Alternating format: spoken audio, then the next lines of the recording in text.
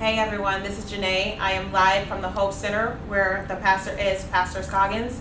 I'm speaking today with Brother Graylin Griffin, and we are just here wrapping up the UBOC conference. Shout out to Elder Jack Briggs and Elder Rory Briggs and District Elder Jack Briggs Sr. From Peace Apostolic for holding a great conference. Today we're going to be discussing our topic as far as bringing back the youth and what we can do as far as bringing the youth back into the church and cutting down that generational gap.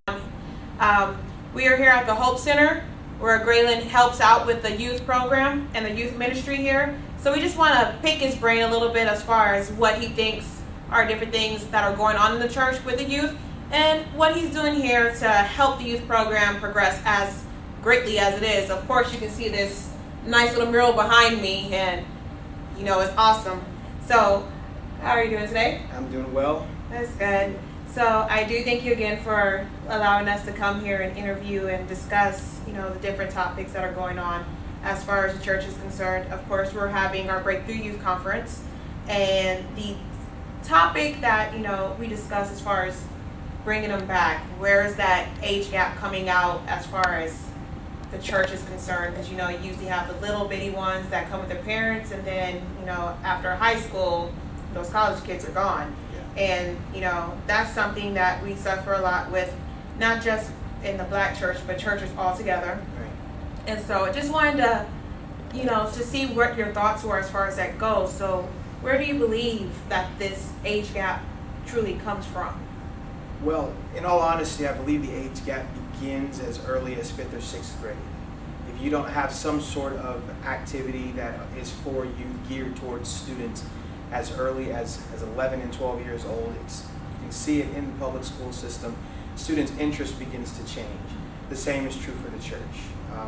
Barna Research Group did some research. At one point in time, it said that 85% of evangelical youth will turn away from God or their faith at high school age when they get into college. So it's important that we begin to really focus and become intentional when it comes to students and student ministry as early as elementary school, as they transition into middle school, because by the time they get 15 and 16 years old, if they haven't begin to fall in love with this, or they have a desire, they've been hooked, you really begin to see their interests go other places, because sports and extracurricular activities begin to really occupy a lot of their time. Now, it's not to say that students will not have some sort of a spiritual encounter or supernatural encounter with God and the things of God at a later age in life, but oftentimes you see it statistically, the students will fall away between that 5th and 6th grade. If we don't have them pulled in by then we usually begin to lose interest in church and the things of God. So basically what I'm catching is, as far as the church is concerned, with keeping them, we need to go outside of just Sunday morning worship and doing stuff to intrigue them then, because I do notice that during Sunday morning worship, you have a lot of kids that are, usually they have cell phones, they're on Facebook or different things like that. So starting off with Sunday morning, what can we do, for the churches that don't have too much activity or availability during the week? What can we do starting on Sundays to bring the youth back to the corporate church? I would say get them involved in something as early as possible. I mean, if it's being a door greeter or working with your ushers or your deacons, get them involved in something like that. Usually, one of the things that we notice about kids is kids want to be doing something. And if they're not in choir, if they're just sitting on a bench, and there's never an action piece to this message that we've been hearing all of our life, then kids will get bored, just like they do in school or at home during the summer. They need to be doing something. So if you want to start on a Sunday, get your kids involved. Encourage students to join the choir, or get them involved in the music ministry, or if they have some sort of Sunday school, begin to incorporate your teenagers into your Sunday school rotation as assistant teachers or monitors for the students, and just getting them involved, even in the message during the worship services or during the preaching. Get the students involved. Be sure to acknowledge them and where they are with God. Just begin to encourage them to really be proactive when it comes to their faith and their walk with God. Well, that's blows my mind right then and there already. And so, if it's to where, we're starting to lose them. How can we start bringing them back? I would say the best thing we can do as the church and as people who are in either student ministry or have a burden and desire to see students grow and walk with the Lord is to be intentional. You've got to be focused in what we do. We here at this church, our pastor is very much about students and children. He told me something out of a book that we've read called Good to Great by Jim Collins. You can usually tell the focus of your company or your institution by the checkbook. If the checkbook doesn't reflect children and youth, you will begin to see it right there. I mean, whatever you spend your money on is what's going to grow. And so one of the things he did here, he let us know as soon as he got here, is that we would be a student ministry-driven church. There would be classrooms that are like this. There would be games that are like this. There would be Sunday school, and it needed to be innovative. It needed to be new. It needed to be cutting edge, because we're dealing with students today that spend more time on YouTube than they do watching television. Every student, I would say babies, even know how to navigate through an iPhone, because their attention is like that. It's very quick nowadays, and if you don't grab them and get their attention at a very young age and very quickly, then you really lose interest. So I would say the biggest thing to do is to be intentional about what you do. Gear your music towards the young people during their services. Create an environment that is specifically for them, something that they can take pride in, they can take ownership of. Give them something to do again. One of the things we try to do is to delegate.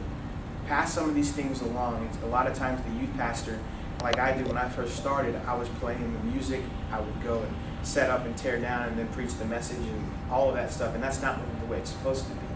Beginning to relinquish some of those responsibilities and begin to delegate those out to other people and give them an opportunity really helps them grow as students. And now you have students who are leading the band, you have students who are leading the reader team, or students who are running the coffee bar, and it really gives them ownership of something. So I would say the biggest thing is to be intentional and strategic when it comes to your student ministry.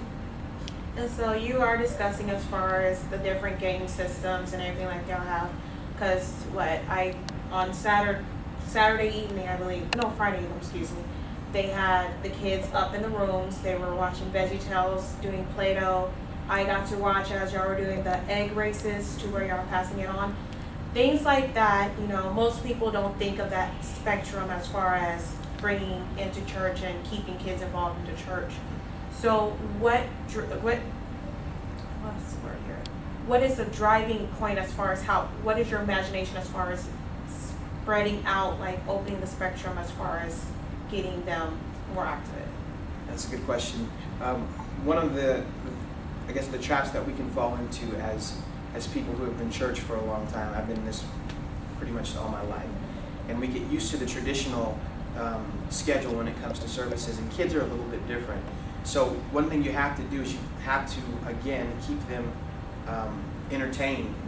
You have to incorporate multiple different ways of communicating the message to them. So we try to utilize the media. We try to utilize some sort of game. We try to utilize a devotion and then worship services. And one of the biggest things that we try to take advantage of is we try to find resources who are available online or who are free. And there's so many people who are doing children's ministry or doing youth ministry much better than we were, but there's nothing wrong with us going and tapping into some of those free resources and pulling and drawing from their creativity to help us with maybe managing some of the needs that we have. So I would just say communicating and allowing the students to get it different ways. It may be through a VeggieTales, it may be through a little lesson, it may be through a game or some specific worship songs that are for the students, but they're hearing it over and over again. And that as soon as that attention begins to dwindle or they begin to get scattered, we try to change it up on them really quickly to keep them focused. That's specifically for the kids. And the youth aren't that different. We try to use videos in our youth services. We try to maybe do a skit, not just preaching or singing, preaching, offering, dismissal. We try to change it up because they'll get into the routine and it becomes a drag. So we try to be creative and then draw from the resources that are out there and available, because there's always somebody doing something better than we are. So just from you saying, that y'all go and look at different resources that are, you have free resources, or you have some that are like low budget resources as far as that's concerned. What do you have to, what do you say to people that are considered to be traditional or old school as far as, no, we're gonna do this, we don't have time to do and focus on the kids, we gotta get our stuff together, we can't just worry about this. What do you say to that? Well, in leadership, we try to encourage everyone to be flexible. I heard a preacher say one time, "Blessed are the flexible, for they will not get bent out of shape." You have to be adaptable. You've got to be able to be flexible. We have some people who are tech savvy that will get up and they'll teach their lesson using media-driven types of lessons. We have other people who are more traditional. They have a burden and they have a passion. They're faithful every time we have Sunday school, but they just don't want to use a computer. They don't want to email. So we just have to have them be a little bit more flexible. Sometimes it's a little more difficult to do that, but it's for the kids. And so we just ask that from our leadership. And for the most part, we haven't had much pushback, because everybody understands that this is for the kingdom and it is for the children and the students. And all of the everything that we try to incorporate in our classroom has seen some success. So if it's still doing felt figures on a felt board, or coloring pages, or media-driven activities, interactive lessons, they all have their place in the Sunday school classroom. So how often do y'all go about meeting with the youth?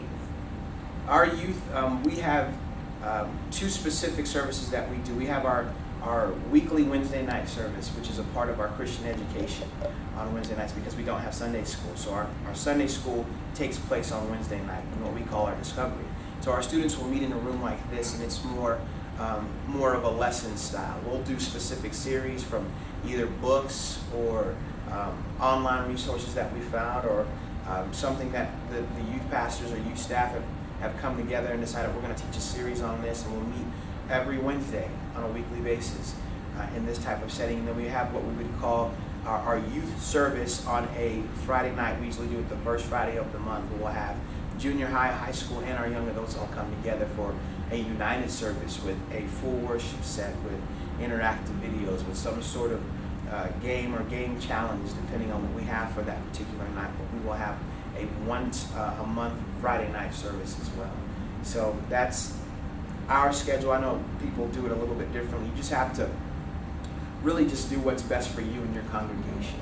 So we would probably in the future looking to possibly do a little bit more on the Friday nights, but we also have sectional youth rallies once a month. So that takes another Friday for us. So we have 2 Fridays a month pretty much that we're doing some sort of big service either here or at another church. And so as far as that goes, do y'all do a lot of outreach as far as going to colleges and different schools and anything like that? That's a good question. That is one of the areas that we are wanting to work on this year. Evangelism, relational evangelism, getting out into the houses and doing either life groups or some sort of campus ministry. We've had campus ministry for the past couple of years, but this past year, because either people have transitioned to different schools, it is not as big as it has been in the past, but that is definitely one of the things that we are trying to do a little better at, because we do have a large number of students who do attend UTSA, and we have students coming in who attend UTSA, being that we're so close to each other. So we are trying to encourage our students to live the book of Acts, not just be apostolic or to be Pentecostal. To be apostolic is an action. The apostolic church was about people. They were about movement and growth. And so we're trying to encourage our students that it's not just about coming to church. It is about being evangelistic when it comes to reaching your friends. And you do that through relationship. You don't ever compromise your doctrine, but you definitely want to be trying to win somebody, because that's what we're called to do. So. Well, once again, that's all the questions I have. So once again, I do thank you again for sitting with us and discussing this. Just for all y'all that are watching, just remember that church is not just about what's in the four walls and the basic traditional